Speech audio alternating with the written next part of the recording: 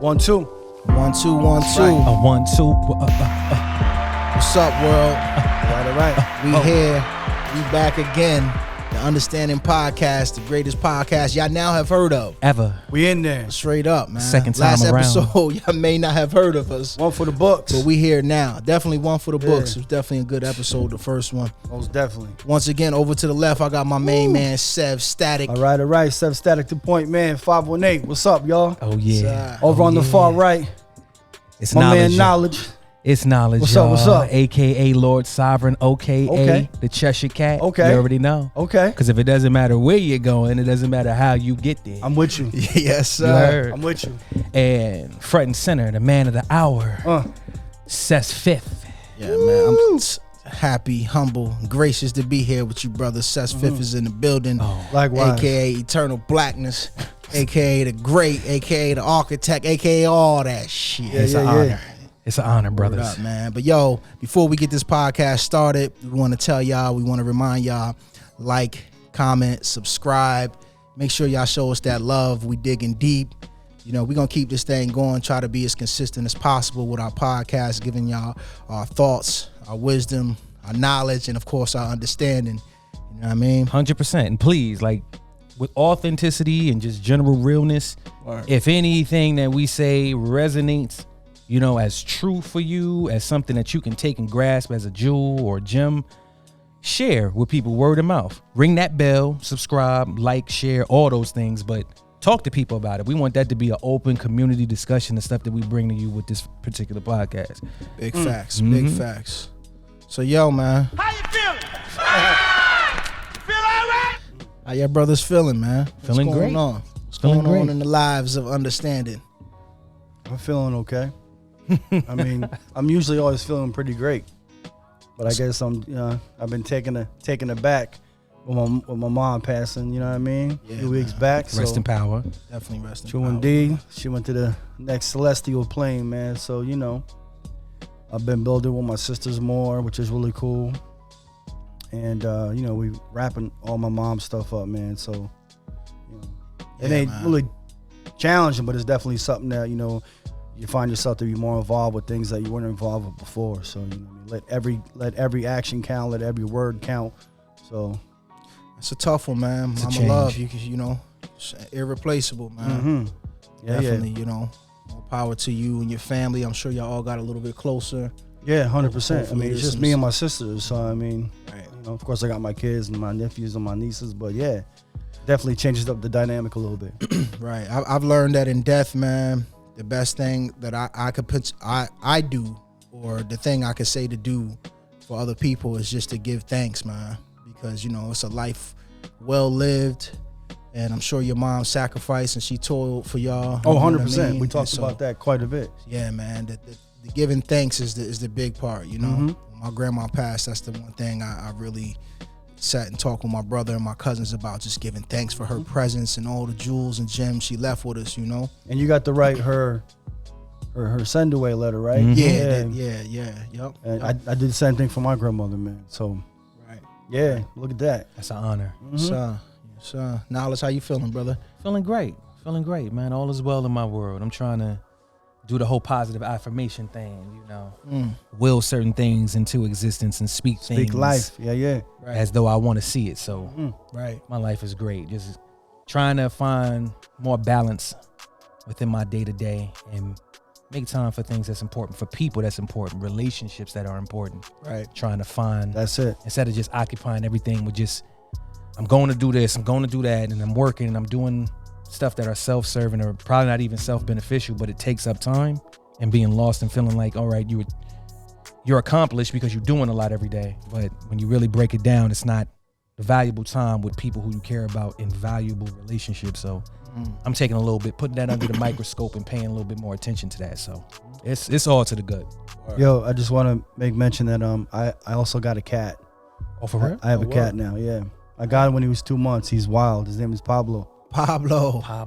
Yeah, he's my guy, bro. I'm not From even a cat person. Picasso I know, or yeah, I from, didn't- from the well, I drug never dealer? saw Pablo you. Pablo Picasso. Picasso. Picasso. Picasso. I like that. Okay. He's gangster, bro. What color? Wild. He's black, gray, and white. All right. Look That's at what's that. up. My Look man at is that. so cute, bro. I'm a dog person. Y'all know that. You know That's what I mean? what. That's kind I'm of not a cat surprising. Yeah, person, that but- caught us by surprise. Picked him up, man. I'm like, he's a big cuddler. You know what I mean? I love him, man. He's my guy right now. Cats are weird, man. Yeah, he's definitely, cats are weird, but he's like a super ninja, bro. He's all over the place. Right.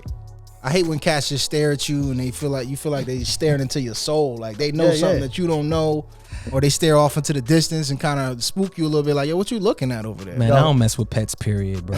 I'm not with the whole. But hold on, Species I thought you said slavery. you was getting a koala, brother. Yeah, exactly. Yes, this is what I said to you, which is a hypothetical. I said if I could ever, Still. if a situation ever presented itself for me to get an Still. exotic creature, I'm gonna pull out with the gray So if fur, we pulled gray on up- gray with the koala outside. That thing will eat you alive, bro. Oh, stop, man! I told you that. They're It's- violent. Violence. With the koala. Koalas Fam, wake you'll up never choosing see violence. nothing like that ever in your Bro, life. exactly. Just like Step out- wombats. If I step out with Just the like Frank wombats, Lucas, bro. You know Frank Lucas with the fur at the fight. If I step out with the Frank Lucas gray on white with the fur hat and got the koala right here. I mean, I'm not gonna say. I'm not even gonna greet you. I'm not mad at Just you. Gonna, you're gonna see I'm one not- I'm foot not come mad out at the you, whip. but I'm gonna come up and you're gonna see the 4 pair of eyes. Nah, bro, I ain't shaking your hand, that's bro. illegal. Yo, Done you for the got a night. dangerous animal. That's done for the illegal. night. That's Yeah. illegal. Shout That's out. illegal. We got, it got to be a more elegant way to do the whole. What's his name? Joe Exotic. Right. There got to be a better way to go about doing that. Which I mean, I think I Tyson got had a a Tiger lion King. or something, or a tiger, right? had Tiger. Right. Yeah. Yeah, whatever. That's wild. right Lightning there. Mike. I mean, You gonna dress the koala or? Nah, it's no need. Just- I just gotta match my. I it's gotta already- make my aesthetic match the nature. right. I'm not The gonna do nature of that. the I might koala. die. No, I might die though. You gonna die? Nah. Perp koala, bro. Oh boy. You don't want it. Dread the hair up You don't on want the it. back. Change this whole thing out here, man. Yo, get what you want to get. It's all good. It's Straight up, illegal. man. It's I don't illegal. mess with wild animals though like that, bro. I know. I don't. Gotta love the animals, man. Word. But yo, let's get into our first right. topic, man. Yeah. You know, we're gonna get kind of heavy on this show today. It's only right that we do. So Let's talk. the first topic is a question that a lot of people probably think about, especially if you are a fan of hip hop, you in the realm of hip hop. Who controls hip hop? Controls hip hop. Who controls hip hop? But first, what is hip hop? That's where you gotta That's start. What Okay. is hip hop? That's where you gotta We're start. gonna talk with the basic, the 4 elements. Yeah, the 4 elements, starting out in the Bronx, starting amongst poor people, black people, Latino people, who Rich culturally, of course. right, absolutely, who had literally a highway built in the middle of their city and destroyed their community. And so with that poverty, they had to find ways to bring entertainment to themselves. And so, a couple ingenious brothers grabbed the speakers, they grabbed the turntables, and they found ways to bring people together for block parties where they played music. They played the break beats of songs, ran them back, and people, the culture developed from there. From MCs, from DJs pretty much being MCs at first, and then them having an actual MC sort of, host a crowd or entertain the crowd. Right. Lapping up the party. Right. You know what I mean? All the B-boys, all the breakers, which wasn't known as breakers then, but they, they developed their own dance styles. Got crews out there, you know what I'm saying? Right. And then, of course, you can't forget the graffiti writers, which indeed. was just the aesthetic, the style, the styling. I The think visuals of what was going on, you know what I mean? Right. When I think of graffiti artists, I think more just the artistics, more than just the artistic spray painting on the wall and tagging and stuff, but I think about the style that kind of goes into it too, the clothing and everything. Yep. You know what I mean? That's a part of that whole The colors, style. bro. Colors. You know what I'm saying? Right. They always remind me of like hieroglyphics and having a visual with it. That's our Mona Lisa. That's our Sistine Chapel. That's our culture has that visual aesthetic. It's that. It's the tagging. It's the bombing. It's all that. Right. But see, that's the thing that conflicts me is because when you ask a question like that, which is, it's just complex because it's like, okay, we can talk about hip hop as a culture. We can talk about hip hop as a music genre. Mm-hmm. Because if you ask me, So what we doing with it now? Where does this question stem from? Like, where does it lay? when you talk about like who runs hip hop or who owns hip hop or who's controlling hip hop. I think the first thing we tend to think about though is music industry. The music, definitely. Yeah. So when you ask a question like that, where like the focal point is okay, music industry, the rappers, the music, the record labels, the executives, these unknown names and people that are administrative type titles, we start thinking there. But to me, we got to break it down a lot because it's like, all right, that's not hip hop as a culture, Right. Because you mentioned all these elements, you mentioned all these aspects of a culture. That's just one piece. You took the MC piece and made it into something musically that you can commodify, make into a commodity. Right. But that's not hip hop, the culture. So as far as that's concerned, like, nah, y'all don't. Industry or record labels or whatever you have you, they don't control hip hop culture. But I would almost beg to differ. Because if we look at it now, it seems like the MCs who are hired by these major record labels, producers who are hired by these major record labels, even DJs who may be hired by the record labels, but also hired by regular people. You hire a DJ for a party or something like that, you know. So it seems like the three that's three elements I just named, right? I mean, we could take it into the graffiti and the art of it. Hired, you know, some of our greatest artists have been hired by these companies to sort of infiltrate the hip hop art into the marketing and the advertisement of their products. You think that's a problem? I think that's a huge problem. I think, you know, you got companies like Vivendi, Warner Music Group, Sony, Universal, name dropping right now. Absolutely. But these are all the major companies that own like 88% of the whole music industry. And then it's a bunch of offshoot labels with a bunch of offshoot artists. When you turn on the radio, the TV, anything, is those people. But do we care about what they own when hip hop cannot be owned? Like in general, like the culture can't be owned. But if whatever they want to do with what's been offered, do we really have a concern for what they own and what they're making money off of? We shouldn't. That's their hustle. They've seen something and they say, "Oh, y'all are making this. Oh, cool. We know how to make money off this."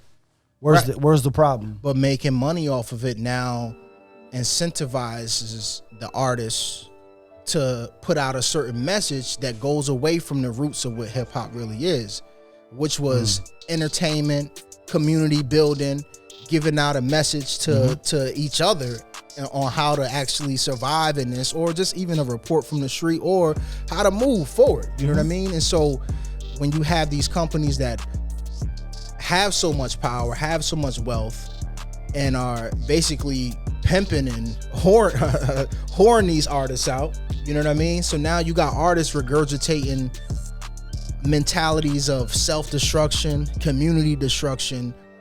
I gotta say that it no longer belongs to the community. You know what I mean? Like, where's the culture in that? If your culture can be bought, right, and can be controlled and be manipulated, then you technically don't own it no more. When you look at like Chinese culture, right? Like, yeah, you might have seen some karate flicks, or you might see some movies that have elements of like martial arts, but overall, Chinese people control their culture. You know what I mean? They do, but then they don't.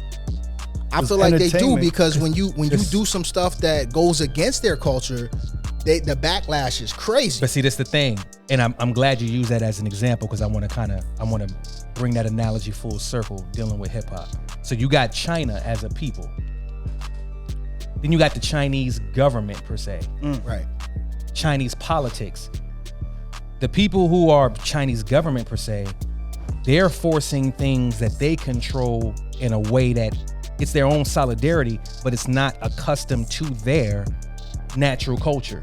They're becoming more commercialized. They're becoming more industrial. They're becoming more things that are outside of their norm culture, but it's still being enforced in its own way. So I feel like it's kind of similar, because you'll see ideally in a perfect world, we shouldn't care about what industry is doing, but it becomes dangerous because for newer generations, if we don't keep our, I guess for lack of a better term, purified, uncontaminated culture, within our communities to pass on to the next generation, they become brainwashed. They become influenced by what they see through mediums of industry. But it has nothing to do. It's because they show us something like, all right, I can make martial arts films and tell you they're karate flicks and tell you that that's Chinese culture. That's a misnomer because karate doesn't come out of China. Right.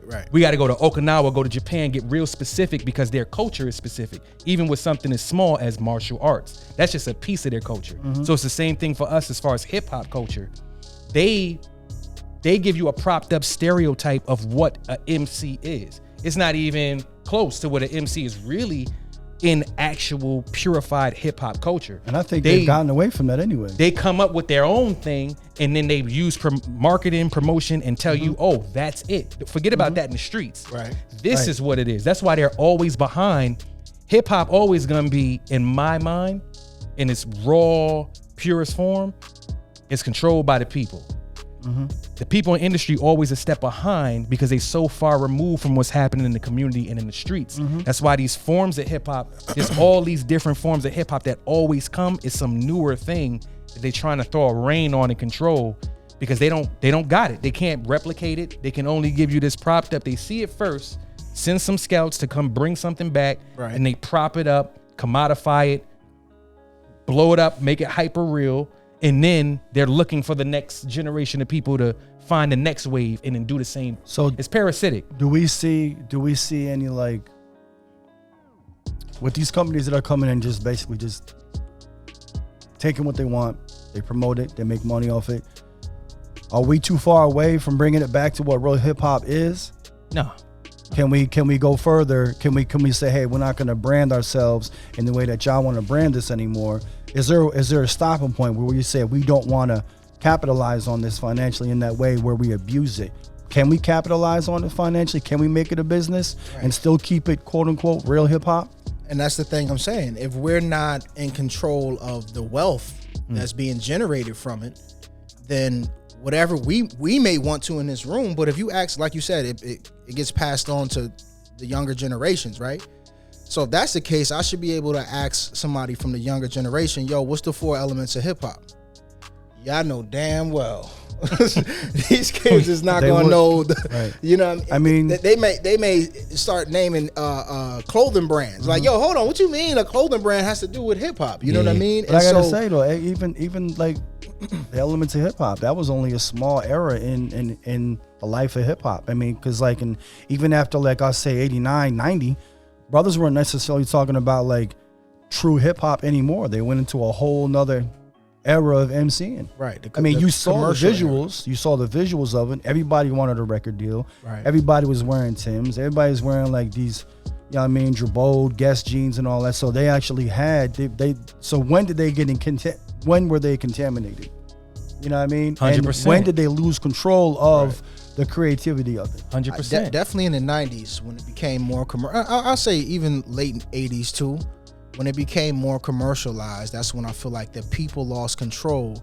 And it's this thing I always think about, like, does art reflect reality, or does reality become influenced by the art?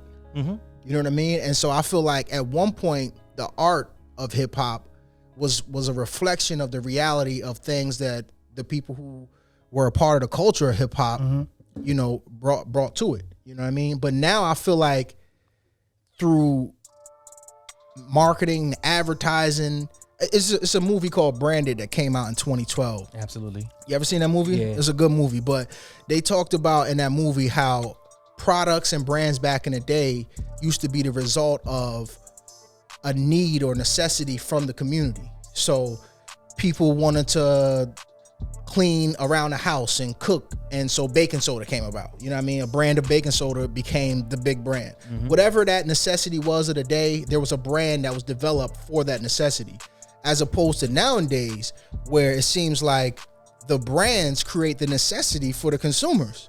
So like you could watch an advertisement commercial, Benz or Louis Vuitton or whatever, and they sort of create through their advertising and creative marketing the incentive for you to want to go out and get that now. So it's the exact opposite. So I feel the same way with hip hop. It's like nowadays with hip hop, the pushing of the art or a certain narrative within the art creates that demand within the community.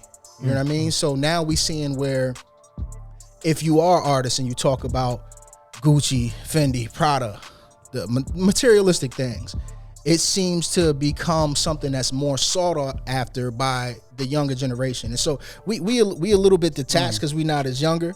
But you know, at the end of the day, this is sort of a young man's game. Even though I would say it's not that, Bro, because definitely hip-hop has grown. definitely something we gotta break out of. Right. So I feel like we at the point now where if you're being incentivized, and what basically based off of what I just said, if you're being incentivized, you're being paid to put out a certain narrative, you basically are controlling and influencing the younger generation. I remember coming up listening to the Locks, like, you know, shout outs to the Locks, man. I love the Locks, you know what I mean? But when I was young, I was very impressionable, and hearing that music made me feel like that's how I had to be. I had to be hard as possible. I had to sell drugs. I had to react in a way that was violent whenever there was any form of disrespect. Get your stripes from jail. Right.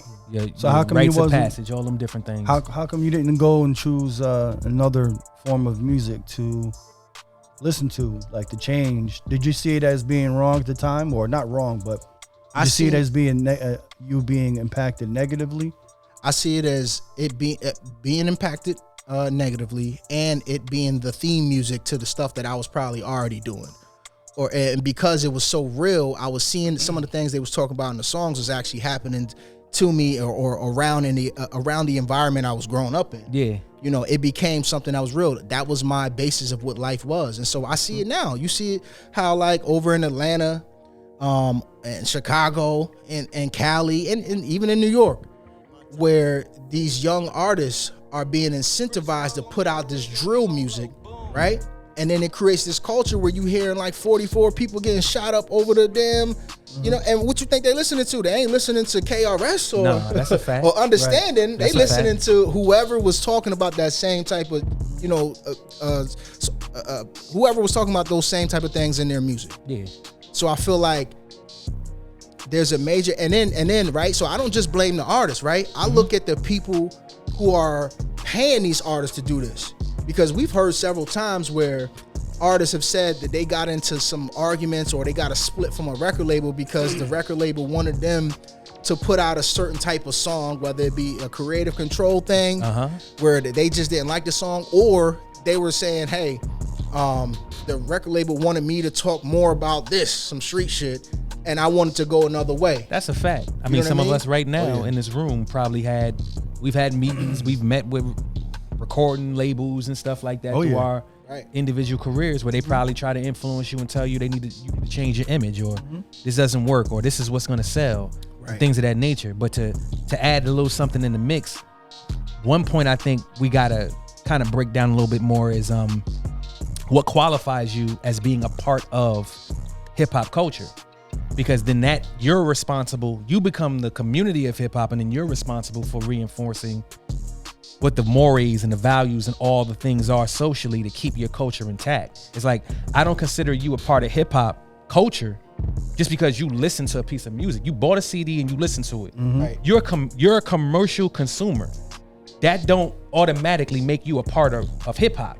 You see what I'm saying? So it's like, I think we look at a large demographic of people, and we start to say, whether they're being influenced by something or whatever they choose to do after hearing something that's titled hip hop, we give them a responsibility of not knowing the elements and not knowing the history. They was never part of the hip hop culture to begin with. Right. So it's like, that's the one thing, is like, all right, who do we consider a part of it to have to do those things? That's one piece. And the other piece is the concept of commercial. Because when you think about commercial, I had to stop myself from looking at it so negatively, because to me at this point, commercial just means mass exposure. That's all it means to me.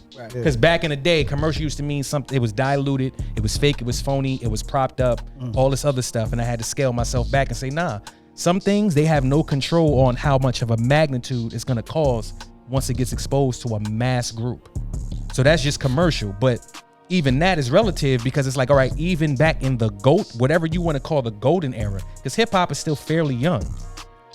as a music industry and as a culture. So there's people when Rappers Delight came out, there's people who heard, oh, he can't satisfy you with his little worm, but I can bust you up with my super sperm. And that was like, oh my God. You heard what he said on a record? Right. And that was dirty to certain people. But a lot of people who heard that, Grandmaster Caz and them and people behind the scenes who wrote it, or was the people on the streets or closer to the streets before that group got put together, looked at that record and said that was commercial. Because it was the first joint to go gold. I mean, technically you are commercial. If you're selling your product, you're dealing with commerce, so you're commercial. Absolutely. Doesn't matter if you have like, yeah. Big numbers, small numbers. If you're exposed like on a large level or not, you're definitely a commercial artist. You're trying to sell your art and your culture and your image, and you're trying to brand it all out. Right. And get money from it. So selling it is one thing, right? Right. And if you doing it independently, I think I gotta tip my hat a little bit more to Absolutely. that. You know what I mean? Because you're putting out what you want to put out, and you're not being, like I said, incentivized by someone else who may have a big check dangling in front of you. We see it all the time, man, with these young artists. You know what I mean? They hang the money in front of them, and unfortunately, it's like when you come from them neighborhoods, you gonna take that check. Yeah, you'll say and do anything. You're gonna say and do anything. And I really can't even hate on them, bro. I can't hate on them either, because there's an argument there, but I'm like, yo. Because if you don't, guess what? There's 100 other mother that's gonna take that. Take it. You know you what I can't mean? criticize unless you can offer an alternate solution. Definitely, but that's nothing new. 100%. Like the first people that was getting deals. That's how pure the form was, whatever it was. If you want to call it a culture, if you want to call it entertainment, whatever it was at its inception or in its youth or incubation stage, they didn't think that somebody could step to them from industry and hand you a $2,000 check for what? For starting a party up? Right. For cutting these records? For spending on cardboard? I can get this? Right. Because that's not even on your mind. It's not even. It's like the whole ideology of trading land for cigars, because I hate how they use that, and they try to make it seem like indigenous people were idiots. Right. Where somebody from another country can come to you and say, okay, let me get all this Mohawk land for some tobacco and some guns. Right. Their mentality is not, I can't sell you land. Yeah, give me that stuff. I can't sell no land. They never had they didn't know, they didn't have that ideology. So it's the same with, if you look at indigenous hip hop people, they looking at it the same way. Like, you can sell this, you know what I'm saying? All those major people from the golden era had crappy contracts and all type of BS, signed themselves away because it was so much better than they could have possibly imagined at the time, not seeing long term, because we wasn't trying to industrialize it. And they were building equity in the future, and they didn't even know that was going to happen. They were just like, we can't sell the culture technically. This fool wants to give me 10 grand to sign for this, and you gonna put my stuff out? Absolutely. I'm gonna be famous. I'll take the money. Absolutely. Because the question is, if some of those artists could see, like if I can go back and show Kumo D and Gangstar and Grandmaster Caz and all those different people, I can show you 30, 45 years down the line. If you sign these contracts and you make these moves and you make these decisions, this is what's gonna come from it. What decision would they make? Right. Yeah. I mean, I think I would co-sign any decision that they would make as far as like branding it, capitalizing on it financially, if they had control of their own publishing and they got their masters back. That's what we talk about when we talk about control. That's a whole that's a whole nother direction. Like, you change everything in hip hop for the culture and your family. If you got your own publishing, if you own your masters, you know what I mean? You can definitely do something wider with them, a much bigger impact. And then you don't feel like you've just given it all away. So do you feel like the fans have any responsibility in this and what they accept, right? So if you're a fan and you quote unquote are a hip hop fan and you love the hip hop culture, is it up to you to support artists who you feel like are putting out a message that is constructive as opposed to self-destructive or community destructive? Do you feel like it's up to them? Because I feel like at one point, I mean, I guess I don't know if this was ever true, right? Because DJs, right, used to be the curators of the music. So the DJ would be selecting the different songs. He would be finding and breaking new artists and introducing the world to the culture of hip hop. And the fans were just there to enjoy it. You You know what I mean? And it seems like nowadays, I guess they just still here for enjoyment, but not realizing that the people that's putting these artists in front of you may not have your best interests at heart. So I guess to some degree, the fans are sort of, I hate to say this, man, they kind of like sheep. Is that messed up? Am I wrong? It's not messed up for having an ideology. It's so complex because, like, for real, it's oppression to that level can't happen without participation. Accomplices on the inside. Right. You see what I'm saying? You ain't just gonna come up in Africa and take whatever you want. Right. And this ain't taking no responsibility away from malicious figures like the industry themselves. Right. It's not taking nothing away from them, but we gotta call a spade a spade. Every element, every person who would have been someone of authority when it comes to hip hop as a culture, they turncoat, they sold out, they did something to give the industry an upper hand. You talking about the whole gatekeeper thing was with the DJs. They make or break what was hot. Right. Once they started getting, all right, now it went from DJs on the block parties, house parties. It went from that to, now you got your own spot on the radio. Right, radio show. Yep. You got your own show. And here come the money. Here come the money. Play this and I'm gonna pay this. Here come the power and the prestige and all the stuff that comes with it. And then you get to that crossroads. Everybody faces it. I don't care what you consider yourself to be, what industry you in. Right. I've been in education. We talk about just jobs outside of hip hop. Right. I feel like in your life, you're bound to hit a crossroads where you got to make a prime decision. Are you going with your morals and your virtues and the things that ground you, or you gonna compromise all that for something that you maybe if you convince yourself it's an opportunity? And we had people along the way for generations who completely they started to sell out more and more to the industry to get their little piece in it. So who's responsible? Everybody's responsible. It's collective responsibility. Like, is that real? Collective responsibility, yes. But I also feel like there's some nefarious MFers that are responsible for the destruction of our culture, seeing it being a powerful thing with EPMD, Fight the Power, you know what I mean? Seeing that type of music being out and seeing what it did to the young Black, Latino, and our white allies that was on that type of level, you know what I mean? Seeing what it did to them and seeing how it melded us together and gave us a voice where we felt like we had to fight the power that be, political power, political oppression, police brutality. All of these things were like staples of hip hop and artistry, and actually, what's the word I'm looking for? Welded our culture and our communities together.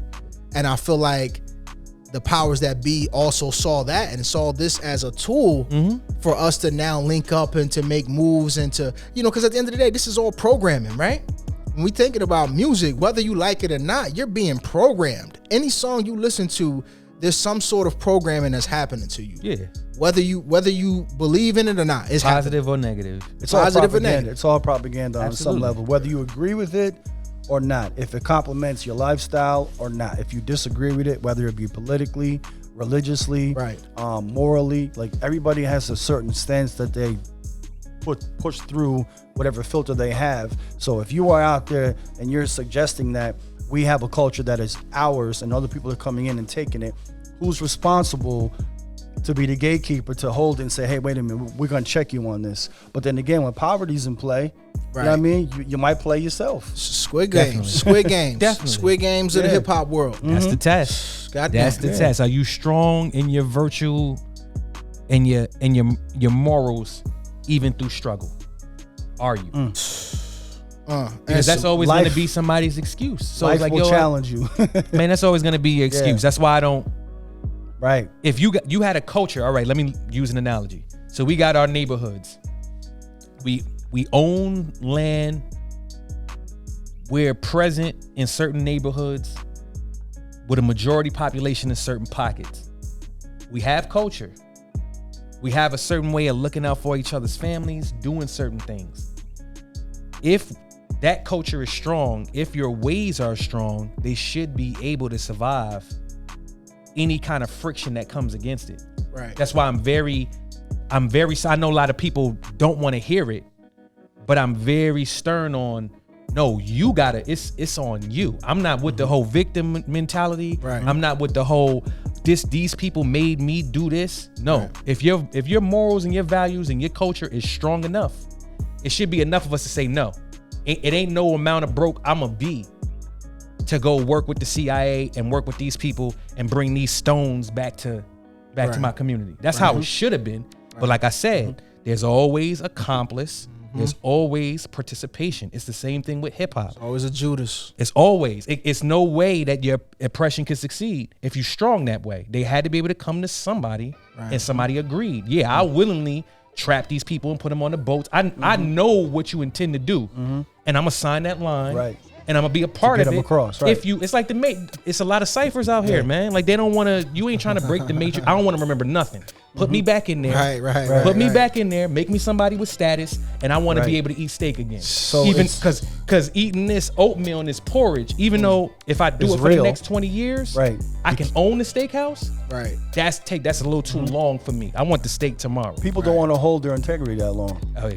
20 years is a long time. When you could say, hey, you want this shiny pen? Yeah. Or do you want this busted up pencil? Absolutely. And fools be like, Look once at they the- get that second guessing going. Look at like, the Negro leagues. You see what I'm saying? And it's like I want to say, oh well, yeah, like we knew the industry was nefarious. We knew that people had plans. First, it's like, all right, keep you out the MLB, keep you out of everything. That's right. So you feel like in order for you to be treated, for you to be respected fairly and with equity, means you got to be on the same platform and show them that you can play at the same level and higher on their platform. And that's just like reverse psychology. We're going to exclude you from it long enough so that you desire to be in it. And then we act like it's change, let you in. And then we exploit. By that time, we got a whole nother plan and strategy and blueprint for you to be exploited once we let you in it. So do you think the exploitation is inevitable? Because we're saying maybe there's always going to be somebody who's going to get taken care of. Yeah, if it's external to the culture, it's inevitable. It's inevitable. It's inevitable. All right. Definitely Yep. inevitable. It can happen from inside. So but it's- individually, we all have a responsibility. we all 100%. Absolutely. We So- all. Because so- there gotta be. It's like, yo, what happened to the children? What happened to the children and the descendants of the people in hip hop who actually saw it as a unified culture that said it was tenets to it, that had requirements, that had rites of passage? These people didn't die off. So it's like, all right, if you get these people, you can hire these people to dance for you and rap for you, and you can learn how to rap. You can learn certain skills and do things as an entertainer and perform it. But you ain't got the tenets, you ain't got the stripes to call nothing within hip hop culture. So take them, sell what you want to sell. But we always gonna be in the heart of the street making this over here because it's our universe. So it's like what happened to those people? I think they are still here, but I think a lot of times they don't have the voice. They don't have the mass media engine behind them. They don't have the Vivendis, the Universal, they don't have the ability to be put in front of a large audience. And that's always been my thing with hip hop is like, I'm not even mad with the street stuff, man. I'm from that. And I believe that, at some point it is like giving the war report, if you will. You boots on the ground, you sort of giving your synopsis as to what's going on in your day to day. But I feel like there has to be balance. There has to be balance, and I can't listen to club and street shit all day because I gotta go to work, I gotta raise my family. So give me the music, the hip hop that's gonna reflect that side of the life that I have to live. You feel me? If not, then we just in the echo chamber of just street violence, self-destruction. I'm gonna just call it that. Headed for self-destruction. You know what I mean? For real. We headed for it. So just thinking forward, right? So I want to wrap this up. Solution-wise, right? Like, what can we do to start to really take back control of hip-hop? I'll start by saying, like, fans, right? Because I'm a fan, but I'm also a part of hip-hop because I'm an MC. You feel me? We got to start demanding more from our artists, and on the flip side, supporting the people that are doing the things that's going to benefit us. Absolutely. First and foremost, it has to start there, because if not, you're a willing participant in whatever they want to do with this culture. You feel me? Whatever they want to, on a mass media level, push out. If you don't support the things that you want to see, then by default, you got to shut the hell up when you see something that you don't want to see. You know what I mean? I respect it. Any other ideas of what we can do to really take back control? I mean, I think each individual has a choice, of course, and you're gonna go down the lane that you wanna go down. I mean, we have to have Mobb Deeps, we gotta have Biggies, we gotta have Commons, we gotta have the Talibs, we gotta have the Kanyes, we gotta have the ODBs, and there's a lot that we could pick apart in that. You know what I mean? Whether it be positive or negative, that depends on how we filter our own lives. You know what I'm saying? The moral base that we have. But the descendants and the families of the people who originated hip hop, where are they today? I guarantee you they've either fallen off or assimilated. And this is what we're looking at. We're looking at that society in hip hop. I don't think it's a reality to bring it back anywhere. I think we should always be looking forward and challenging like things that we may want to choose to be a part of. That's all we can do. Because the other element is always going to be there. It's inevitable that the other side of things is going to be there. And we can only be understanding. That's all we can be. Right. So if that's what we want to see, we got to be it. Period. That's true. Knowle'ge, any comment on that, or? I'm in agreement. I'm in agreement with both you and Brother Seb said. I just think that something has to happen when it comes to us with the programming. We gotta have our own propaganda. We gotta program our own, like our children. Right. So it's deeply ingrained. It gotta be something where, like, I'm with I mean, it ain't the night. It don't sound rosy and nice, but it's like, yo, we gotta identify opposition. You have to be raised knowing that you got an opponent. You have an actual enemy. I consider myself a part of hip hop. The three of us at this table, we MCs, but also part of hip hop culture and community. My father was an MC. My father was a part of hip hop. I take on my father's enemies, my parents' enemies. Anything that's an opposition, like, I take that seriously. So if in the event I have children, and if it's something that I expose them to, unfortunately, for us to build a plan for our opposition to be broken down one day, I gotta put that in them so that they recognize. When you talking about Vivendi and Universal and all them, I gotta raise them so they automatically see them as ops. Right. Period. So that it becomes a culture amongst the youth where, nah, you uncool, you signed a deal? Right. What? You own your own public, like, what? Right. Nah, we ain't jacking that. That gotta be a culture. If we can plant the seeds where that becomes a thing, we one step closer. And then I think that's how we can protect it too. So it's like, shout outs to everybody recently who been on podcasts, any kind of media where they talking about the actual opposition we should be focusing on. Not to go on too much of a tangent. I was watching the Kanye joint. One of the dopest things he said, he was on Drink Champs. Right. One of the dopest things he said, they asked him, because he was on there with Larry Hoover's son. Right. And they was like, and Nori was like, oh, what was y'all opponents of the y'all ops was the GDs? Right, the BD? He said no, Vivendi. Straight up. Yo, if we start doing that, that's real. That's where we got to go. God damn.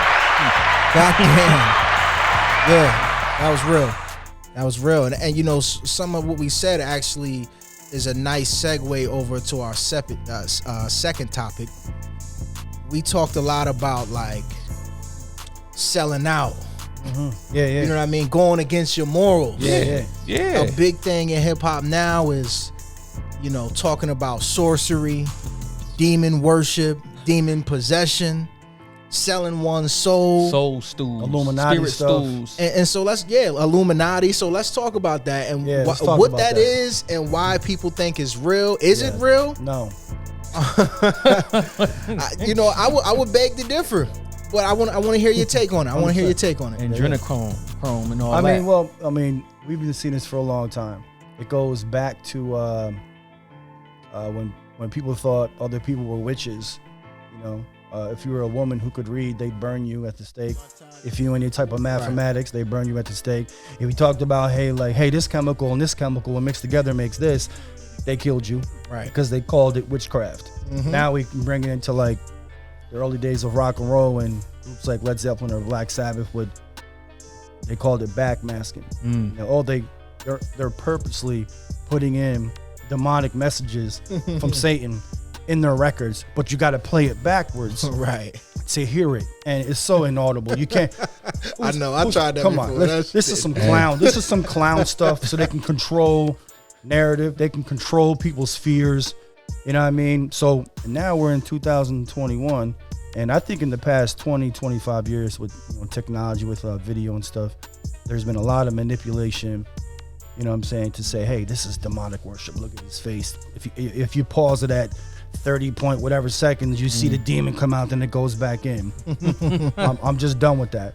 So it's entertaining because we want to believe in mythological creatures and like the fantasy world of that stuff. But to say that these people, there's like a hidden agenda behind the agenda, and these are the people controlling it. Guys like what's the brother's name recently in the news? Travis Scott. Yeah, Travis Scott. I see. Said that he was doing like a seance or something, and he was Ritual. Yeah, and he was having some people be killed for whatever, like a blood thing. I'm like, okay, listen, if when y'all want to have a real conversation about what really happened, we're talking about like the police security breaking down, the people who work for the event breaking down. Maybe there was too many people.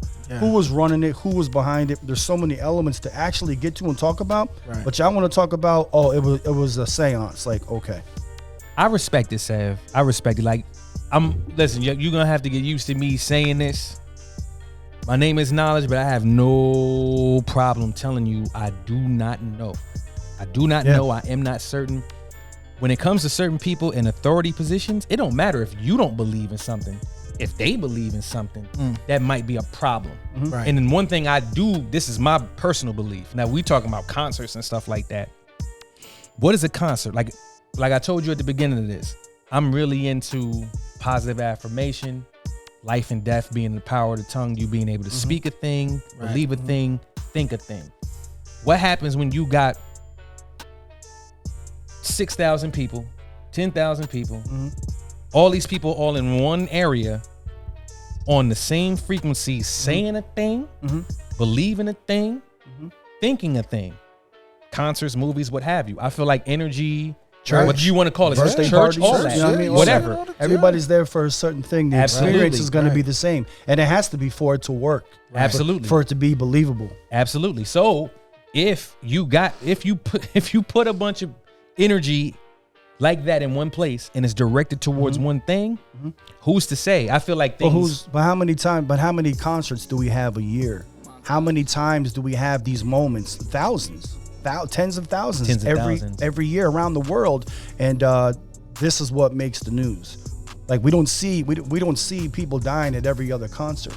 You know what I'm saying? From these types of things happening. When you talk about frequency, 100%.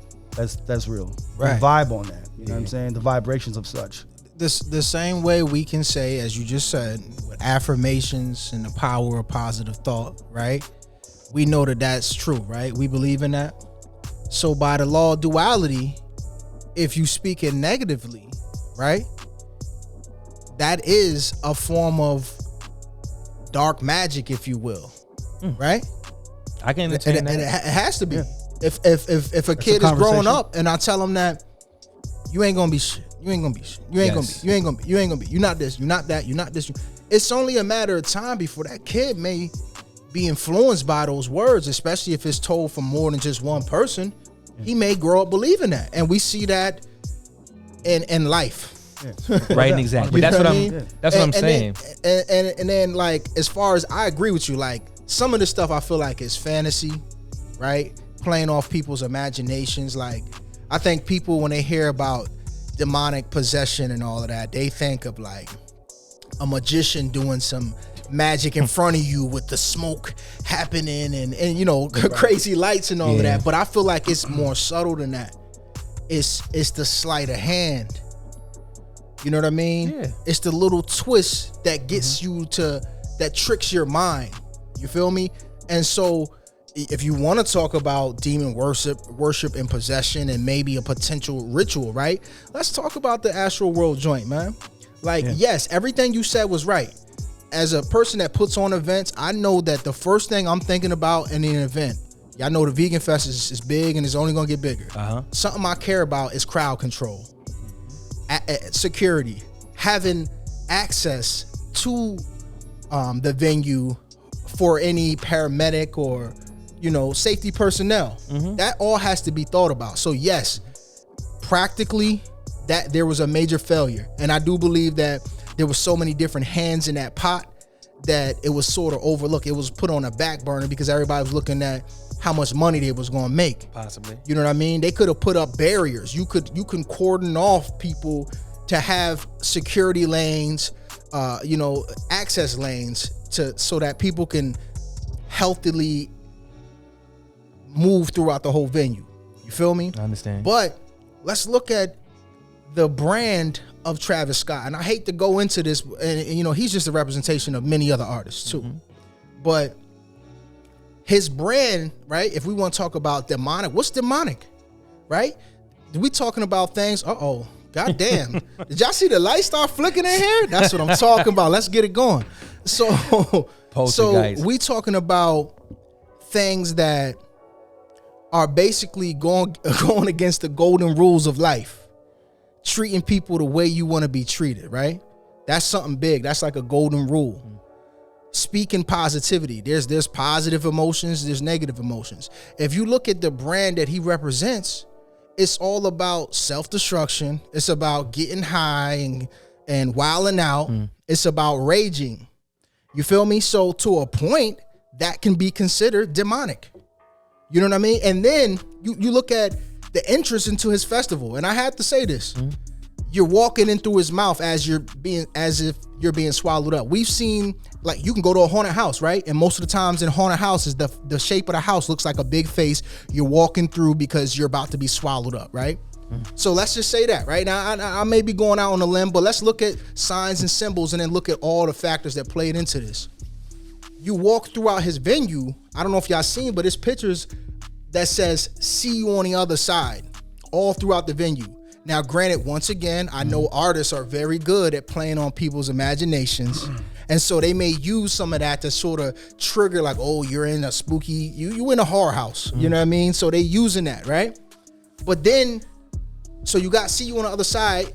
The artist himself is wearing a shirt of people in blue going through a doorway and coming out in red, right? Literally, you can't make this stuff up. So that's sort of like you're now possessing people, right? So you get all of that, mix it in with drugs, mix it in with, we heard there was fentanyl and people getting pricked with needles. Yeah. Mix that with greed and people not wanting to hire in the right amount of security or even investing in barriers. You ain't got to have the security. You could buy fencing and barriers, right? You mix all of that together with low chakra music, right? Kanye talked about this a little bit. 808s that have to do with your animal, your sacral and your root chakra. So you get this mosh pit type, drug induced, demonic, playing with your imagination and not type arena. That is the environment for something like this to happen. Now, granted, this is a big problem in a lot of festivals. They don't have enough security and crowd control to really control that number of people. But as far as I'm concerned, between the signs and the symbols, between the type of music and the brand that he promotes, between the lack of crowd control and security and all that other stuff, this was a disaster. Now, would I say it was a ritual? I won't say. But I'm going to say it begs the question, was it a ritual? No, you know what I mean? It was a concert. Concerts in I believe it. I mean, it was just a concert, and if he had certain things in place for safety, as he's done probably thousands of other times with no deaths. I mean, there's literally a lot of like hardcore shows where fools be out there dancing, and like the music is very aggressive and nobody's dying. I mean, I think for the most part, people were having heart attacks at this show where they were being crushed. But I think there's a separate conversation here when you're talking about demonic stuff and accidents happening at a show, and whatever brand of philosophies and ancient ideologies that Travis Scott holds with the t-shirt with the blue and the red, whatever kind of message that he's trying to convey. I mean, I don't think he's out there trying to practice these rituals where people are getting killed at a show where he's probably lost all of his sponsors at this point. I mean, he's been taking off reality shows. He's got a couple of other sponsors. He be all right. He said he'd be all right. Well, he gonna be more than all right. I believe that. I guarantee that. He's gonna be on a trail now for apologies and everything else. Trying to and family backing off from him. Right. So rest in peace to all the back, people that passed. First and foremost, we didn't say that, but Absolutely. the rest in peace to all the people that may have lost their lives, And the the family, 100%. families that have been affected by this. Word Yeah, up. and I believe that when you have those fans are affected, of course, you know what I mean, on so many different levels. I mean, the experience that you have as a fan when you're there and you're happy, he does another song where you're sad. You know what I mean, you may shed a tear. You got brotherly love type stuff going on at these shows. It's not all about like, you know, getting high and debauchery and all this other stuff. They have this common thing together where it's like a roller coaster ride. You know what I mean? It's an experience, and a lot of people, and they all leave alive for the most part. But these people out here, when they say, you know, God told me to do this for you, I did it. God told me to start this business, I did it. God told me to go to school, I did it, and I succeeded. And everybody applauds that. They say that's valid. I believe you because I believe in God too. But the person that says, yo, God told me to kill my family, what do they say? They say, you crazy. Why? Because now they second guess, is God real? Are demons real? Is the life of this your concept of those things? Right. So now now that involves like hypocrisy. It's like, okay, it's only real when it's convenient and happy for you. But when the other side is talking, like when Abraham in scripture, when he was told to kill his son, he accepted. And at the last minute, God was like, nah, pause. We believe that was God, that's God speaking to him. So when we have these events, who's speaking? Who are we allowing to speak to our communities? You know what I mean? Whether it be the artist or whether it be our own fears. No, that's a fact. That's a fact. That's why I tell you, I don't know. I can only speculate. Straight up. That's just all speculation. I can only speculate, and I can only speak from my beliefs and my perceptions. Because it's like, even when you talk about the sleight of hand and the things that I definitely believe in symbols, but everybody doesn't look at symbols the same way. Right. And then even the reaction to it, I think there may be something intentional to even the reaction to it, to everybody branding it as. It's like, yo, you ever go to a church and hear people talk about Satan all the time? Have you scared about the devil? You in church? You in propaganda, church? straight up. You in church hearing everybody talk, hearing the minister talk more about The boogeyman. worrying about the devil than the stuff that God can do. So it's like ritual. Yeah. If we want to be specific with that, me washing my Jordans is a religion. That can be ritual. Me be waking ritual. up, Yeah. me waking Doing up and certain telling my things. mother every day that I love her is ritual. Right. All concerts are ritual. We've talked about this before, and it's like even a birthday party can be That's some ritual. type of seance where you turn the lights off, you got candles, That's you're all ritual. saying the same song. It seems kind of weird, but if you broke it down and said, "Hey, we had a birthday party," some people, if you just describe the actual things going on and don't tell them it's a birthday party, they'll be like, "Yo, that sounds demonic." It's too So much what- gray area for me. So would you say it's a ritual going wrong? Could be. A ritual going wrong. I mean, life is a ritual. I mean, Could be. I'm just saying, Yeah. like, if you saying that concerts and the church and all of that is a ritual, birthday parties, then this concert was a ritual that had all the things of a ritual. in general, when people die at a concert, it's that going went wrong. That went wrong, right? I don't know And the- so something else that I wanted to talk about too, because I don't just blame Travis Scott. You know, he takes some of that, but this is how I feel. If you a leader, right? When you get the praise, and if the event went successful, you get all the praise, right? Yeah. So if the shit goes wrong, guess what? I have you no gotta problem. wear that. I have no qualms with you wear sharing that. in the responsibility. Right. Do you so think he isn't? Not Have just you heard him. say something separate? No, I'm not. But I hear some people saying like it wasn't all Travis Scott's fault. It wasn't his fault. Like he's just an artist. He's just an artist on stage. Well, hold on. I get it. I ain't gonna say I ever performed in front of 50,000 people with large sound systems and lights all in my face. So I wouldn't expect him to be able to see everything that's going on in the crowd. Yeah. But there was people up on that stage saying, yo, stop it. People are dying. And at one point he stopped it very briefly, but then he kept it going. I just feel like as a master of ceremonies, right? Hey. That's your job to say, yo, I'm going to make sure, especially because my name is on the front, right? Of all of this. This is Astroworld. This is my stuff. I have to take the most accountability to say, yo, yo, I need the whole crowd to back up 5 steps right now. If he knew that was happening, bro. yeah. So then, if he didn't know that was happening, then his staff around him, his Should people have. with headsets on, Yes. and all of this stuff should have been planned. When you plan an Definitely. event that size, you met a Yes. year before, and so all of this should have been talked about. So there was a major failure. So some of that does fall on him because your name is at the front of this. So it's him. Live Nation, all the people that want to sell all those tickets, but then not invest in the crowd control and all that stuff. And then last but not least, bro, I gotta say the goddamn fans.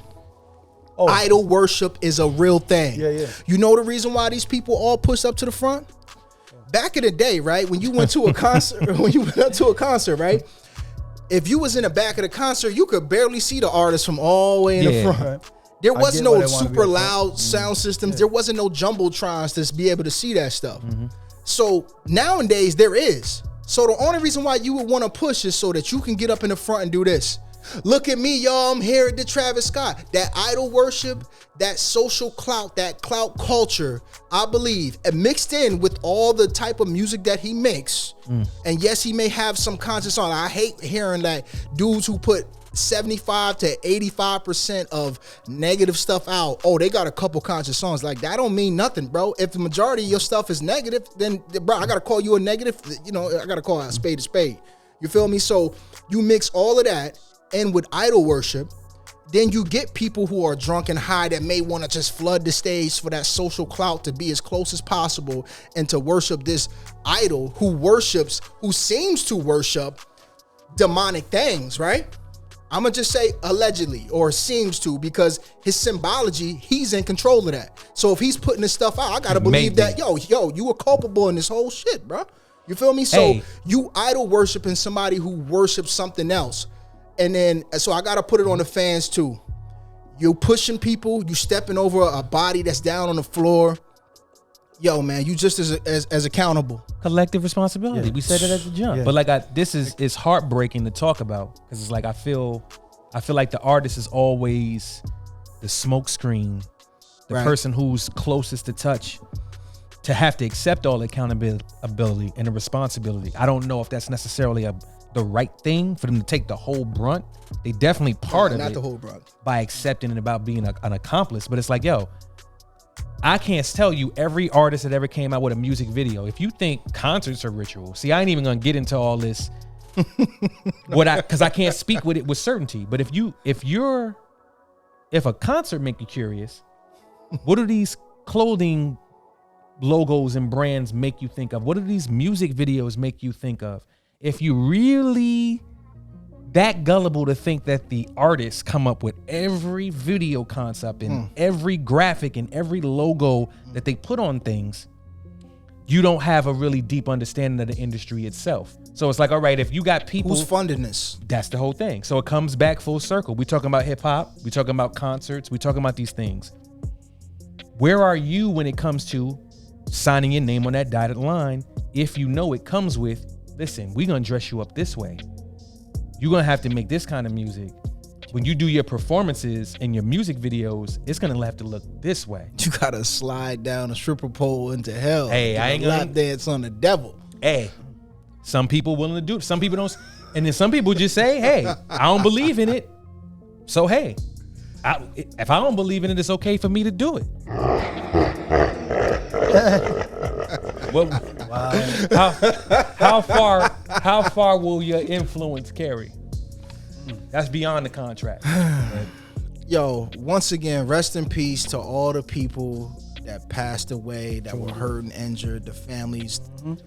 Very unfortunate situation. And as I say, I'm not going to blame it all on Travis, even though you get a nice portion of it. This is a major issue, though, for all of these. I'm sure, hopefully, right? Let's be solution-based, right?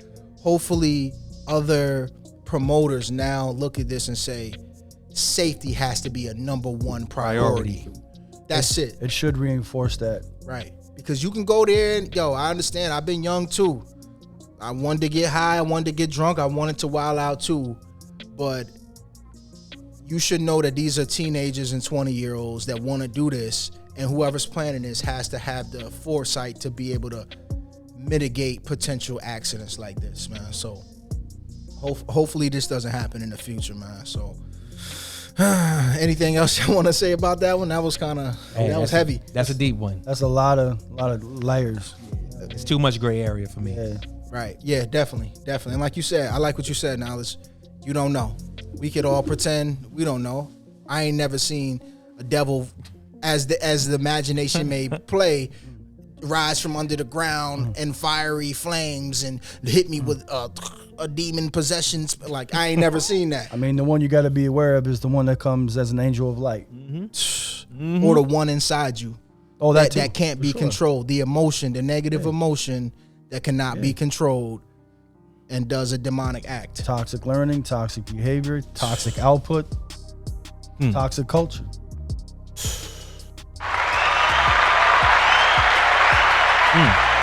Yeah, so let's move on. I know from how that we one. was gonna get through that. Oh shit! Goddamn. Let's move on to something a little bit more lighter, man. Hip hop. Hip hop, man. MCing. Big Daddy Kane versus KRS-One. KRS-One won.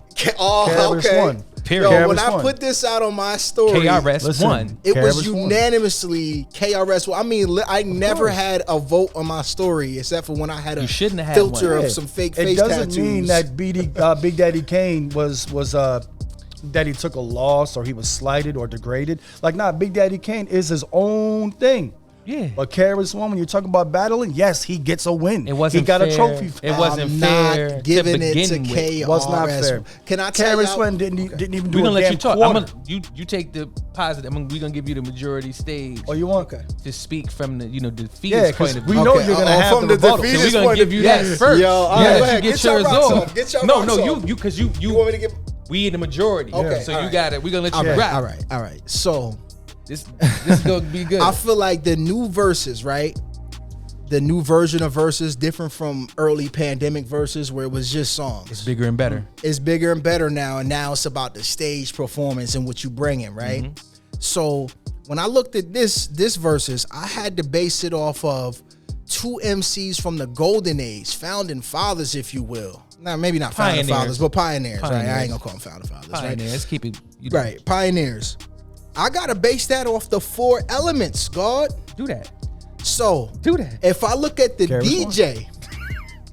DJ Scratch versus DJ Kid Capri, there was a point in that show where DJ Scratch wanted to have a scratch battle. And what did Kid Capri say? No, matter of fact, Kid Capri didn't say this. Shout out to Kid Capri. KRS-One cut him off and said, nah, he did not want that DJ Scratch smoke, bro. Kane was He said- stopping DJ Scratch. He was stopping his own DJ. he he was was stopping about to his own punch DJ. DJ Scratch in Yeah. the face. You tell he was like upset. I feel like DJ Scratch was killing the DJ. If I had to put, just like I said, basing this off the elements, I hear you. DJ Scratch got that victory, and that victory went to Kane. So that's one element down, right? The second element, let's talk about the graffiti, right? The real easy one, and which we also spoke about earlier, was style. Okay. KRS-One come out in his regular hoodie. Here we go. You feel me? Here we go. If I had to give the style to anybody, it's my man BDK. Big What are you Daddy talking Kane about? came So you dress out like a there with pimp. style. My man came out He dressed came like a out there pimp. stylish, Like bro. a pimp. He looked Yo, like a 70s pimp. Nah, I know That he wasn't did. hip-hop. He was. I ain't he was gonna dripped. violate. He was dripped. He was dripped. He was draped up and dripped out. Shout outs to UGK. He wasn't. Oh my God. He was dripped, bro. We bringing I'm people into this ain't got nothing to do with it. I'm giving two right, what's to the next Big Daddy one? Kane. All right. The third one, the B-Boys. You dug yourself a Yeah. hole.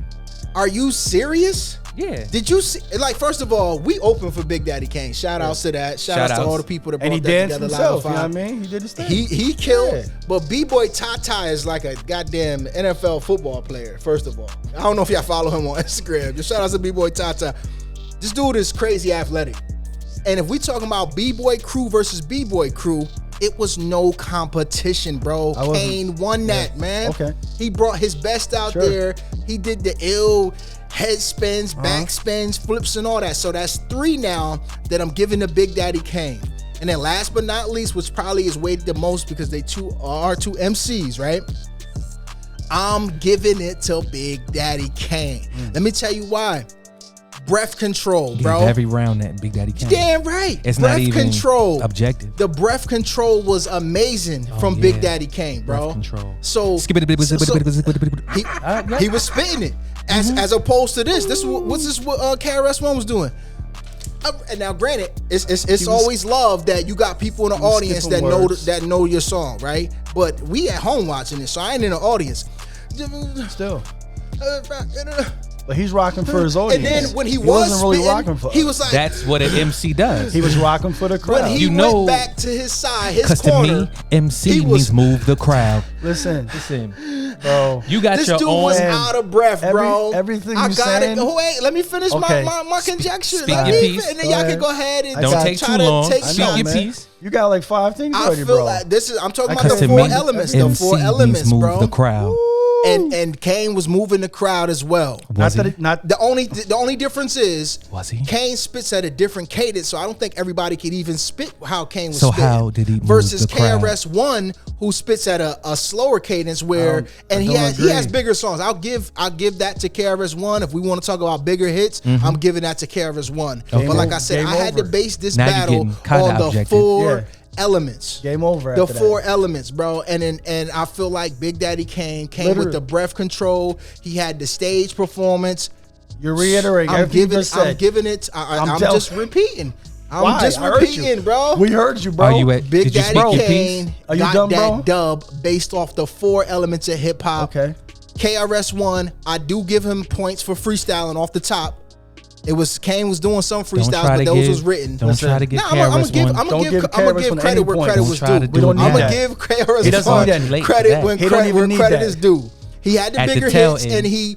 and he had the freestyles that was off the top. Now Other you're than starting that, to make I feel sense. like Kane was killing him, man. And everybody thought it was gonna be a sweep and a blowout, and they were sorely mistaken. I don't Bang. think it was a sweep or. Oh, you gonna drop the bomb on your own? What? Okay. Damn right, damn right. Yeah. Your first three things had nothing to do with any of that's those fairly artists. The floor is yours, man. Everything you said in the beginning was like had nothing to do with Kane himself. It was all about the DJ, the dancers. It was what I'ma he tell you brought. right It's now. what he brought. Name one song He that Kane curated has. that. Name one song that Kane has where he even mentions hip hop, breakdancing, graffiti, DJing. Come on. KRS-One embodies that to the full. Like Come he on. actually has a religion That's probably based something around hip hop. That's probably something KRS-One He actually- told them that they should do. But listen, all right, let me just keep it. I ain't gonna go behind the scenes. Let me do it like this. The best things that Kane did was bring out the Juice Crew the guests. and Nice and Smooth. No And Coogee rap. he almost had a failed. Roxanne Shante, He almost had that. I love that. That's a highlight. That's a highlight. Come He on almost now, had a come failed on action. now. He tried to jump into the crowd and almost, got kind My man, of like, hectic. Like 52, need to relax. Pull it Yeah, back a he little got bit. yeah. But we love him. We love him the same. First of all, this was an incident waiting to happen because the catalogs don't match up. Definitely not. Now we still talking about super imbalanced. We still bro. talking about Verzuz. So We talking about every time- exactly the new Verzuz, Absolutely. not just No. playing song for It's, song. it's It's always everything. been. It's the complete It's always package. been with Verzuz since it started. People playing like there's two. You got two ideologies. You either watching the Verzuz to see who got the bigger hits, or you're watching Verzuz to see who's gonna outperform the other one. the other person. So like the first couple of Verzuz that we watched, we dealing with people who didn't necessarily perform the music. Teddy Riley and who did Teddy Riley go against? Babyface. Babyface, yeah. So Babyface through the whole game, you know what I'm saying? When he'll grab the acoustic guitar and start actually playing, but we listening to hits that they wrote. So that people was already in the mindset, okay, who got the bigger hits going back and forth? the old If you Verzuz. look at it, I don't know, but I'm saying to you, if you looking at it, but you was comparing it to the new Verzuz, the new Verzuz is the hits. No, it's always been the hits. So whether you watching it as far as hits, you lost that with Kane. You lost that against KRS-One 100%. with Kane. If you're talking about technical, okay, I give it to Kane for breath control and double time, and kept doing the same thing every time. Freestyle ability, Done. crowd participation, Done. voice projection, Done. and the hits. Woo! He Voice projection? Yeah. Yes, sir. You He was gotta be out of able. breath, He was bro. out of breath because of how loud we talking about the Blastmaster. Like Bruh. he probably could take the mic out of his hand and he gonna get you the first 2 rows. What I'm saying, that's how hard he was going. Now, some things just ain't in your, they just not your specialty. But if you really look at it, KRS-One showing you more dimensions to what it is to be an MC. You talking about Kane ain't really worked the crowd, or we talking about the crowd. No, working the crowd. They both worked the crowd. But what I'm saying, at the both of them, who'd you see more crowd reaction get made off of? Because Kane or they know KRS-One songs. Okay. That's That's the only reason why that's I'm giving it to him. That's why I was saying it's a mismatch. To me, that's why I was saying it's a MC means mismatch. move the crowd. So what I'm saying is the full dimension of what it is to be an MC on stage, golden era or now, you saw more dimensions coming from KRS-One, in 100%. My opinion. If it was a one-on-one battle and I'm listening in a cipher to see who was killing it in a verse, that might have maybe been more I would have gave it to interesting. Kane. But then even then, KRS dropped the NASCAR line and all that crazy stuff he was doing. And that was new. He did that several times where he just, DJ, stop the music. I got something and start to say. talking to the crowd, start freestyling stuff. Nah, bro. And then what you saying with the DJ, the elements. I respect it. No, I'm saying he had B-boys too. How are you judging? Shout out to Crazy Legs from Legendary Juice Crew. Yeah, that's what I said. He brought the Juice Crew out. He brought the Juice Crew. You talking about Rocksteady? Rocksteady crew. Rocksteady is Crazy Legs crew. Right. He brought that out. I feel like people overreacted to that too because it was nostalgia. Right. But then it was some nice B-boys on KRS-One side too. I don't know how much of us was looking at it and saying, oh, that's an ollie, that's a reverse flip, that's a windmill. I don't know how many of us was watching those B-boys and scoring all the technical skills displayed. I give you that one. Maybe I think you was just paying a little bit more attention to what Kane was doing. I don't think you was watching the people. I was watching watching both of them. And KRS music got more range. Okay, and the other one was fire. KRS-One songs had more range. It's stuff he ain't even performed. The DJs. Let's talk about the DJs. We can talk. I was getting that. Shout out to Red Alert. Seb, shout out to Red Alert. Came out crazy. Seb, tell me this. I want to ask you something. How are we judging? There's always people that have their own criteria on how you're judging what you're seeing in a contest. So with the DJs, this ain't Juice.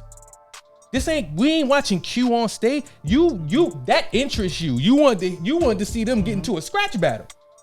The better DJ in some people's eyes, in comparison, who playing the hits that's getting the people moving more. Because people ain't coming to a concert. Some people ain't there to hear no scratch battle. Nobody is. That impressed you. It's impressive when you do competitive. But the DJ is not choosing the song. I'm sure KRS-One gave him the list of songs that he wanted to play. Maybe. Well, let me ask you a question. Did you factor in the pre verses?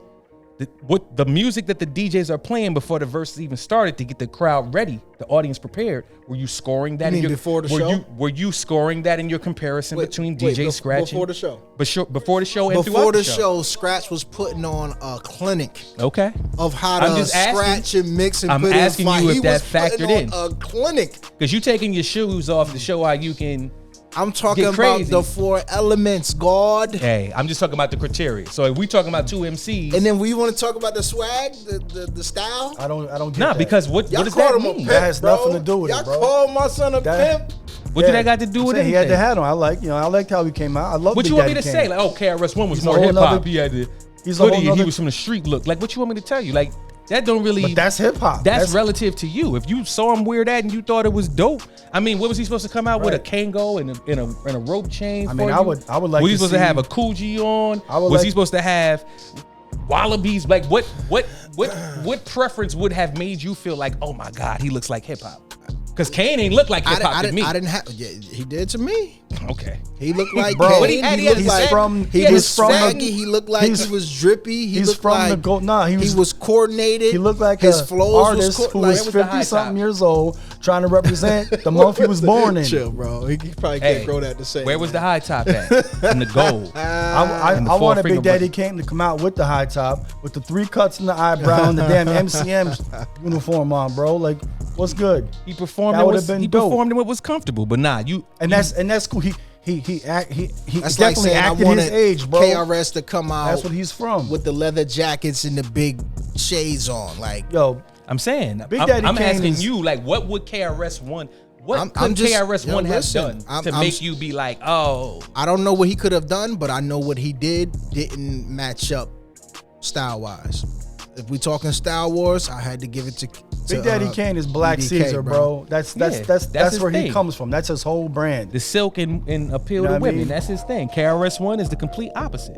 KRS-One is definitely the You can't. What are you supposed to complete out opposite, silk Kane? bro. My What is man, he supposed to do? He's been performing the same show probably for 25 years, bro. He 30 wasn't on years. stage with Slick Rick. I think that would have met your fancy as far as fashion, Swag and all style, that, yeah. swag and drip. That would have been great. that would've- but yeah. that's not KRS-One's thing. Yeah. Based on the 4 elements. I just told you. Just told you. There's no way that I'm going with Big Daddy with Kane came BDK. out like- And I'm was based a off the mismatch. fact that it was a mismatch, but it didn't end up being a mismatch. It was close the whole time. It wasn't like KRS-One was blowing him out the water. Like everybody was making it seem like, oh, he There's had this joints amazing that catalog. KRS-One And wouldn't it even wasn't do. even, the Bro. joints wasn't even hitting as Big hard Daddy- as everyone made it seem. You was in the building? KRS-One didn't even perform a quarter of his catalog. I'm trying to tell He you. missed Well, so then many hits. whose fault is that? No, I'm not saying it's a fault. My point is what he did perform was still dope. And Big Daddy Kane, what he performed was dope, but he performed some joints. I'm like, I would have skipped over that one, 100%. Excellent breath control. And also, he has I wanted DJ to- Premier beats all the way through, bro. Like you're not. There's no comparison, none. I don't even know if he did MCs act like they don't know. I mean, he brought Buckshot out. You know what I mean, to represent what Mad the night- Lion, like, way Mad more Lion diverse was music. fire. Way That more was diverse fire. music. Did he was blow fire. him out the water? No, I'm not saying that. I believe it's just a mismatch. I give KRS-One the edge. I love that topic. That was hip hop, man. Yo, so what time we at, man? 1:21. Let's keep this. Let's give another like less than 10 minutes on this. I'm with it. What you want? Which I want to end it. So we got a couple more topics. We can always save stuff for later. We got the Wu-Tang show on Hulu. Excellent. Yeah. We got the Meek Mill album cover. We got Kanye Drink Champs. That was fire. We can always cover that one later. Yeah, I didn't see it. You didn't see it? Okay. I saw some little blips. Yeah, give us some time to marinate. Okay, so on let's that talk one. about the Wu-Tang show on Yeah, Hulu, and then we can definitely. wrap it up. Okay. First Did season. y'all see it? I did. I saw first and second season. Yeah. Yo, me and my big bro was texting each other back and forth after every episode, like, yo, did you see? Blah, blah. It was so nostalgic. The storylines, the writing. RZA's just, insane. yo, bro, he's the Abbott for real, bro. So how they portrayed was him in crazy. this series, he's definitely the Abbott. Now, from the first season to the second, he's different. Right. He put the accent a little thicker in the Yeah, second he season. did. A whole They- lot. They learned some things. Right. But I believe him now. In the second season, I believe him. Yo, some of the actors was getting on my nerves. Yes. Y'all know I'm a Ghostface. big Ghostface Yeah, fan. you wanna talk Ghostface, about this bro. ghost. Yo, bro. I want to doing give the- him a tissue every time he's in a scene. Like, here you go, bro. Here's another tissue. Fix Just your whining face, all the time, bro. Why is he 100 whining and Whining. bro? He was Whining. making me mad in that joint. I'm like, it's He no doing way alright as Ghost is Ghost. acting like this all day, every day, bro. Yeah, they didn't do Ghost right in this. He's I doing feel. all right. Nah, they didn't do Ghost right in this, man. The ODB dude he killing. Oh, he top tier Oh, yeah. in the show. 100%. ODB top tier in He the is show. believable. Surprisingly, Method. I think Yes. he's Yeah, top tier Dave in the East. show. Woo. Shout outs to Dave East. Yeah. Yeah. One thing that really ticks me off though about it, bro, I like the actor. is how they be rhyming. The verses is kind of corny. Because they not all. I mean, they not. I know. They're They not not- them. they not them. MCs. But I'm wondering this: RZA is an executive producer, creator of the show. Why wouldn't he just like release the damn music for them to use it? It wouldn't have I've been seen as that natural. too. Yeah, It wouldn't have been as natural. I've Like, seen really? movies like that where It's they a better had like touch. the got- actual singer You think that's singing because of his money? song with You the think it's actor because of money? lip I sync. don't know. It could be. It could be a rights thing. You know, because everything Hopefully wasn't not, peachy but keen. I know it's definitely a better The touch. quality of it for me went down. Like when they had to like Right. rap some of the verses, I'm like, that sounds like bad karaoke. Bro. It got to be realistic though. I feel it's more of a genuine, I authentic grew up feel. on the crime side. Right. 'Cause the All second time season, I was you sound come too on, nice, bro. You don't sound like Yo, like right. Raekwon, bro. Nah. I like him, so There's I a- think he top there's tier. a pain in I his think he voice. top tier out of them too. Right. What's his name? Yeah, Mr. yeah. Moore playing Raekwon. Right. Cause that's Yeah. he ain't shaped like Raekwon or nothing, and he kind of I feel like he's hitting those pockets as an artist, kind of acting like Raekwon. Now, do you I think really you think they chose these actors they had to audition? like for them Okay, joints, they had the audition. Do you think they were choosing actors that looked like them, Nah, or just because they were good actors? I think they was going off. Because of, I totally good think actor. the only Names. one, ODB, he looks just like him. Dave Yeah. East has a similar feel. He from does. he don't Method really Man. look like him, but that's just his Similar. acting and Right. the braids. But I'm and like, everybody else, bro, you could. I wouldn't even know who they were. If you put them in a lineup and said, yo, who's ODB? That guy's ODB. Right. Who's Method Man? Maybe that guy. But who's Ghostface? With no clue. it's hard though, because it's like, yo, what do you do at the time that transfer over aesthetically? So like some of the people we saying top tier is because they got something about them. ODB and Method Man look certain things, even Raekwon with the golds and certain Right, things right. that he was doing. I kind of got Raekwon from him. Transferring it over, they got to look But that grew transferable on me with after actors. a while. That grew on me though. After Yeah, a because I'm while. like, yo, who else had some at that time early in their career?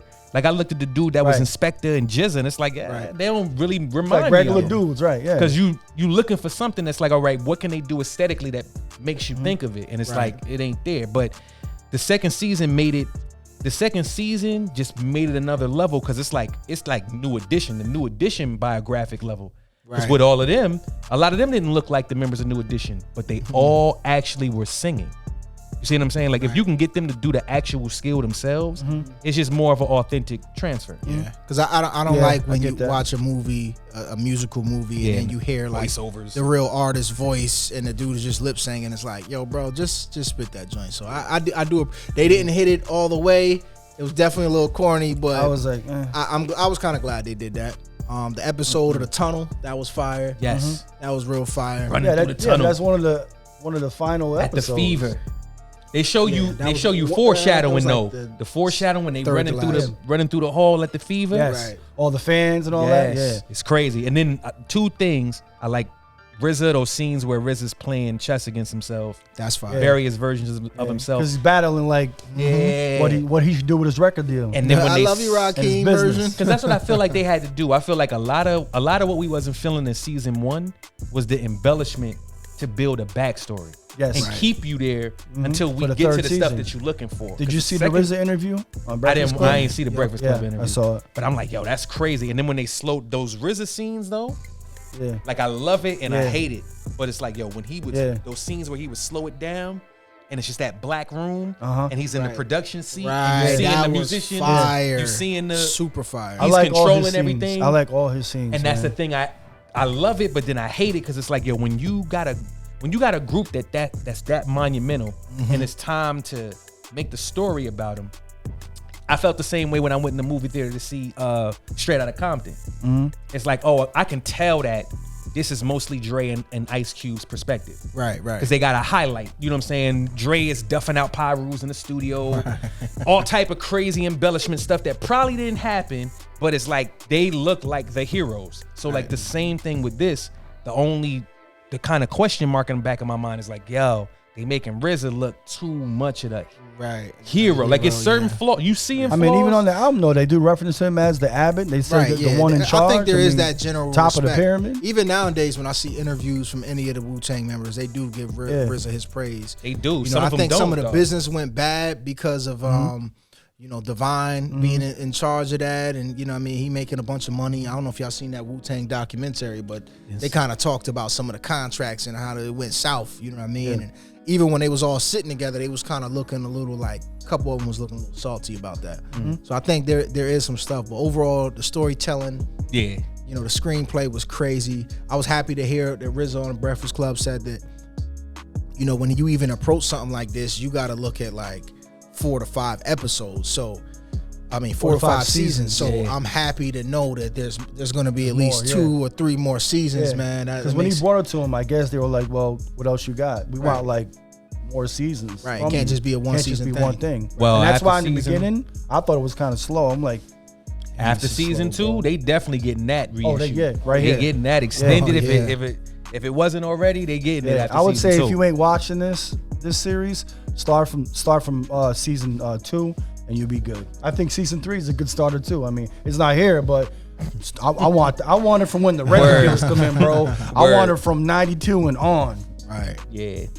It was good though. I love the backstories, man. Just felt like I got. But to a lot know of it them was little bit dramatized, better. though. It bro.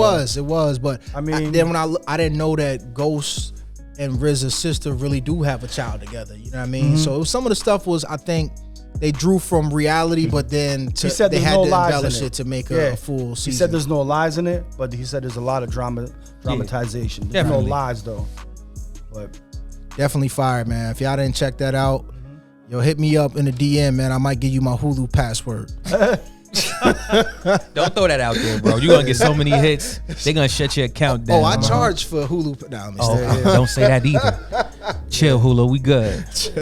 Solo account. I want to know if they're gonna bring in solo account. for the season 3 joint. I want to know if they're gonna bring in like other Wu affiliates.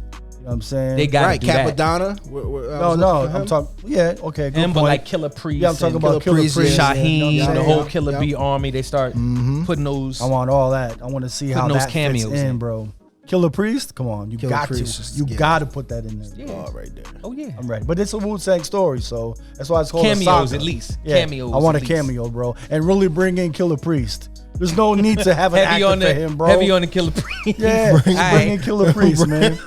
Bring in actual. Because Killer you know Priest. what? Most people That's won't even funny. know that that's Killer Priest. Right, yeah, Hardcore that's true. fans, but yo, that's Killer Priest. That's what we want. That's proper right there. I want to see that. I wonder if this is getting their music boosted the same way like I would say so. Verzuz and I'm things sure. do. I would Like say people, so. new generation. I wish there was some type of study or survey we could do and figure out how this is keeping certain groups, they keeping them alive in Well, the you know eyes what- of new generation. Remember that TikToker, Spanish brother? He was riding on the skateboard and he had the ocean spray. Oh yeah, blew and up. Had a Fleetwood Mac song, Mm-hmm. I believe, and Reignited all the that? artists came out and they thanked him online, like, personally, thank you. You brought us back up to #1, and they was Crazy. like off the charts, like that was like out of the 100. We got to do a topic on that because Yeah. I feel like reversely somebody would have been like, my song in your Right. use my stuff. Oh, they doing it now. They're telling TikTokers to play Whoever music and put put my stuff music. up there. Yeah, TikTok is the new. Crazy. Can't get. I'm jiggy. saying even with the Verzuz, like, was it Foxy Brown? No. Nah, it was you talking about Ashanti? Dips? Somebody put a Doritos bag there or something. I can't remember who did that. Somebody put a Doritos bag there That because they got happened? paid to do it. Yeah. That's crazy. Yeah. That's wow. crazy. Yeah. In Verzuz. Somebody got paid to put Well, you see product the there. back screen usually has like a movie. I think they had Candyman at one point. Oh yeah. Some other, so The ads definitely it's get ads, more get more advanced. advertising. Yo, great episode. Y'all got anything else to say and to share with the people?